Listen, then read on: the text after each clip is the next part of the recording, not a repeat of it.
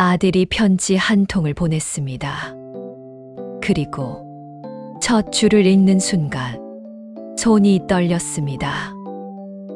엄마, 사실 나 혼자가 아니었어. 그 한 줄로 모든 게 무너졌습니다. 그날 이후 아들과는 연락이 끊겼습니다. 집도, 돈도, 아들도 제 곁에 없었습니다. 그리고 며칠 우편함에 봉투 하나가 들어 있었습니다. 보낸 사람 이름을 보는 순간 가슴이 내려앉았습니다. 아들이었습니다. 한참을 들고 있다가 겨우 열었습니다. 그리고 편지를 펼쳤습니다. 엄마, 이걸 어떻게 설명해야 할지 모르겠다. 나는 처음부터 이렇게까지 할 생각은 없었어. 그 문장을 읽는 순간 저는 멈췄습니다. 처음부터가 아니라는 말. 그럼 언제부터였을까요? 저는 계속 읽었습니다.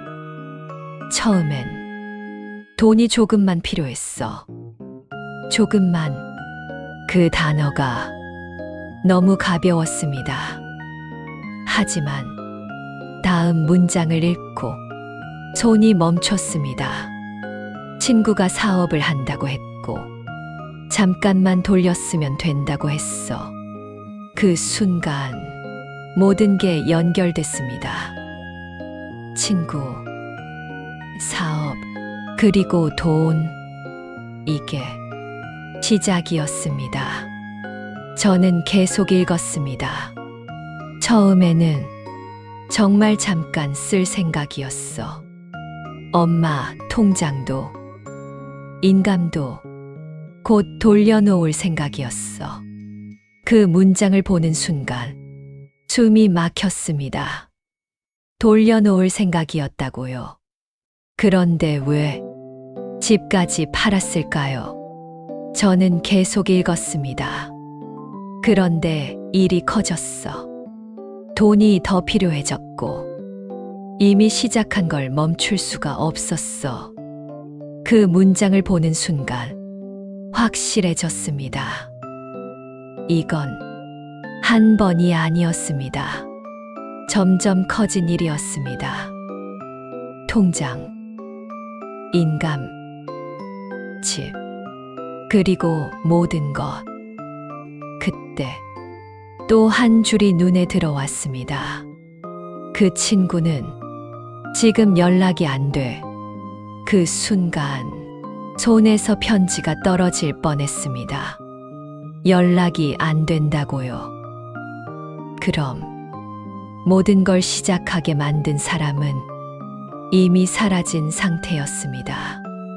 저는 한동안 아무것도 할 수 없었습니다.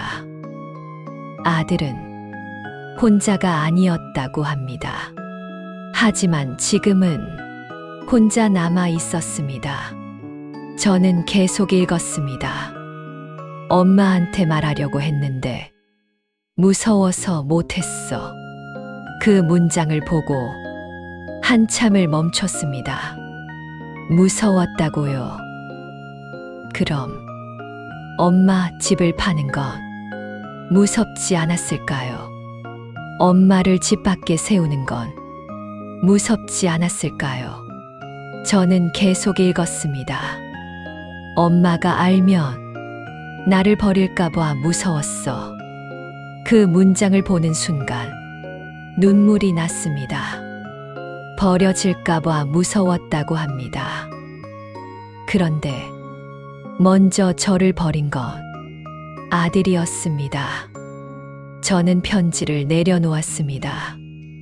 그리고 한참을 앉아 있었습니다. 화가 난 건지 슬픈 건지 알 수 없었습니다. 그런데 마지막 문장이 눈에 들어왔습니다. 엄마, 그래도 나는 엄마 아들이야. 그 한 줄이 가장 무거웠습니다. 그래도 아들이라고요. 저는 그 문장을 계속 보고 있었습니다. 그리고 처음으로 생각했습니다. 정말 그래도 아들일까요? 아들이라는 이유로 어디까지 이해해야 할까요? 아들이라는 이유로 어디까지 용서해야 할까요? 아들이라는 이유로 어디까지 무너져야 할까요? 저는 편지를 접었습니다. 그리고 조용히 말했습니다. 나는 엄마다. 하지만 나는 나이기도 하다. 그날 이후 저는 아직 답을 내리지 못했습니다. 용서를 해야 하는지 아니면 여기서 끝내야 하는지 여러분이라면 어떤 선택을 하시겠습니까? 이건 사연이 아니라 선택의 문제입니다.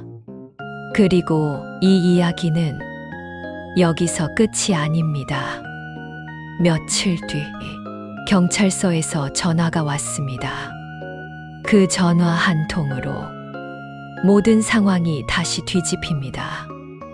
그 이야기는 다음 영상에서 이어집니다.